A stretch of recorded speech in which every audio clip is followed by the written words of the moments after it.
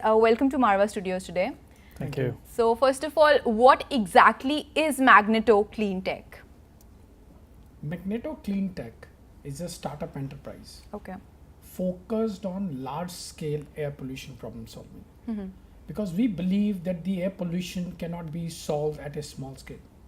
If we have to touch the lives of the millions, it has to be on a very large scale. Definitely. So our mission objective is to empower everyone to live clean, pure air and breathe that. So that's what our mission objective So is. how you are carrying about your mission? Like you have told us that it has to be dealt from the grassroots level. Yes. So what are your initiatives? How you are dealing with it?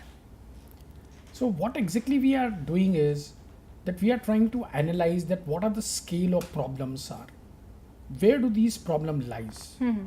And what are the most viable, sustainable solutions that can actually work into our day-to-day lives without impacting, huge pockets or the costs Okay. or the functionality of the systems. Mm-hmm. So that's what I'm working right now is. That factor is very important to be considered, the economic factor, because if you are making it available to each and every person, then the pockets has to be also taken care of.